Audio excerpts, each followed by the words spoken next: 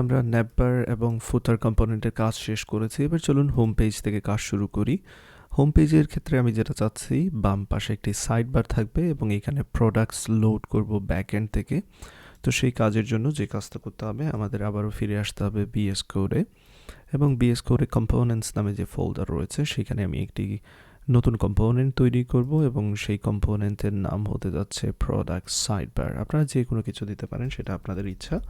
Product side bar দিচ্ছি .jsx। Great. এবার এই কম্পোনেন্টটা তৈরি করে নিচ্ছি, বেসিক স্ট্রাকচার। তো এই প্রোডাক্ট সাইড বারের মধ্যে যে কাজটা করব, আমি এখানে একটি ক্লাস নেব, পরবর্তীতে সেটা ব্যবহার করব। ক্লাস নেমের নাম দিয়ে দিচ্ছি সাইড বার, এবং এই সাইড বারে যা যা রাখতে যাচ্ছি, একটি ডিপ থাকবে সাইড বারে।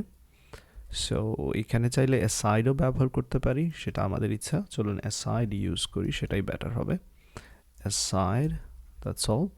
অ্যান্ড দেন এখানে যে কাজটা করব, আমি একটি ডিপ নেব এটার মধ্যে, এবং সেই ডিবে দুইটা জিনিস থাকবে। একটি হচ্ছে ফিল্টার বাই প্রাইস, আর একটা হচ্ছে ফিল্টার বাই ক্যাটাগরি। এই দুইটা জিনিস রাখবো আমরা।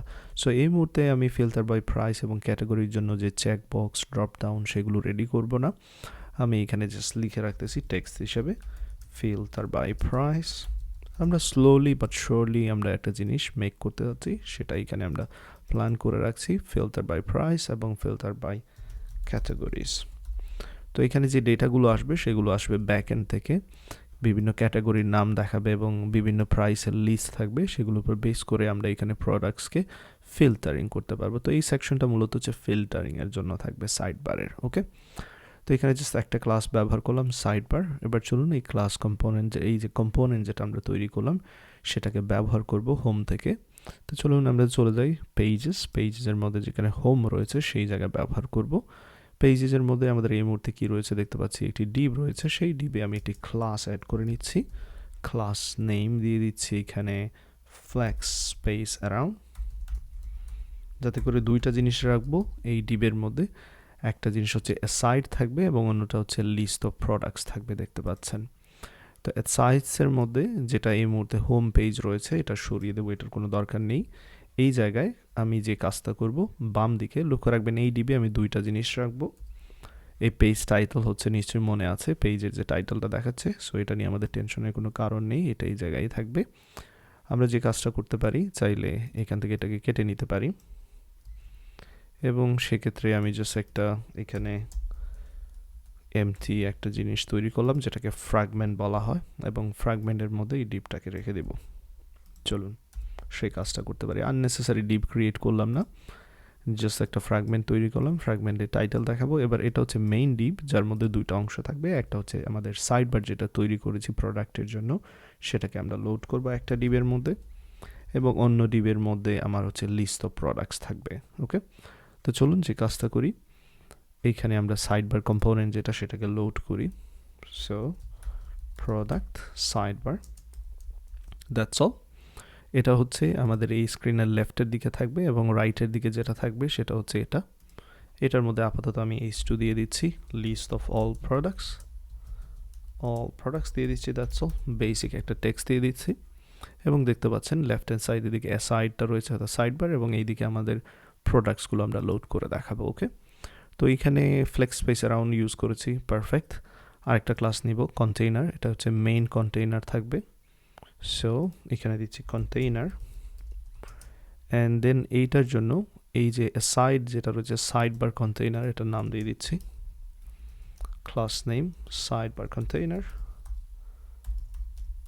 পরবর্তীতে প্রয়োজন হলে আমরা এগুলো সাহায্যে, ক্লাসগুলোর সাহায্যে ডিজাইন করতে পারবো। এবং এখানে দিয়ে দিচ্ছি এটা হচ্ছে মেইন কন্টেইনার অথবা প্রোডাক্ট কন্টেইনার, হোয়াট এভার আপনাদের ইচ্ছা। ওকে, গ্রেট। এবার চলুন আমরা যে ক্লাসগুলো এখানে ব্যবহার করলাম সেগুলো আমরা দেখি, সিএসএস অ্যাড করে নিই। তো সিএসএসে চলে যাব, index.css চলে আসলাম। আমরা মেইন সেকশনের মধ্যে রয়েছে এই মুহূর্তে, মেইন এন্ডস হিয়ার, এখানে চাইলে চলে আসতে পারি, অথবা সাইড বাট এন্ডস দিয়ে দিতে পারি। এখান থেকে কপি করে পেস্ট করে দিচ্ছি, এখানে লিখে দিচ্ছি side bar starts similar side bar ends. Great. তো কন্টেইনারে কোনো কিছু যদি করতে চাই সেক্ষেত্রে কন্টেইনার ক্লাসটা সিলেক্ট করে নিতে পারি। এই মুহূর্তে কোনো প্ল্যান নেই, বাট আপাতত রেখে দিচ্ছি। বাট আমাদের কন্টেইনারের মধ্যে যেটা রয়েছে সাইডবার কন্টেইনার যেটা, সেটা কতটুকু উইথ নেবে সেটা এখানে বলে দিতে পারি, এবং মেইন কন্টেইনার কতটুকু উইথ নেবে সেটাও কিন্তু এখানে বলে দিতে পারি। সো দুইটা যেহেতু আমাদের এখানে কন্টেইনার, মেইন কন্টেইনার মধ্যে দুইটা জিনিস রয়েছে, একটা সাইডবার কন্টেইনার এবং অন্য হচ্ছে মেইন কন্টেইনার।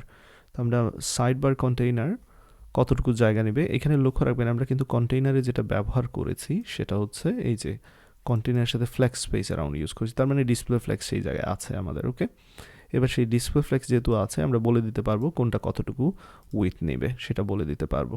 যে এখানে যে দুইটা জিনিস রয়েছে কে কতটুকু নেবে সেটা বলে দিই। চলুন সাইডবার কন্টেইনার জন্য আমি বলে দেবো ফ্লেক্স 1 অ্যান্ড মেইন কন্টেইনার বলে দিচ্ছি সে নিবে 3 অংশ। সো টোটাল হচ্ছে 4টা অংশ, তার মধ্যে 3টা অংশ নিবে এই লিস্ট অফ প্রোডাক্টস আর একটা অংশ নিবে এই যে সাইড বারটা। কিন্তু দ্যাটস অল। আশা করি এতটুকু বুঝতে পেরেছেন। উভয়ের ক্ষেত্রে কিছুটা প্যাডিং আমি অ্যাড করতে যাচ্ছি। সো এখানে যে কাজটা করে নিচ্ছি উভয়ের ক্ষেত্রে একসাথে প্যাডিং অ্যাড করে নিচ্ছি। প্যাডিং আমাদের যে ভেরিয়েবলটা সেট করে রেখেছি সেই ভেরিয়েবল থেকেই প্যাডিংটা ইউজ করব। Great, so far so good. আমাদের যেই বেসিক হোম পেজের যে সেট আপটা দরকার সেটাও কিন্তু আমরা এখানে করে নিলাম। আশা করি এরকম নতুন ভিডিও পেতে আমার সাথে থাকুন এবং চ্যানেলটিতে সাবস্ক্রাইব করে রাখুন। প্রতিনিয়ত আপডেট পাওয়ার জন্য অবশ্যই বেল আইকনে ক্লিক করতে ভুলবেন না। এছাড়াও আপনারা আমাকে ফেসবুকে ফলো করতে পারেন।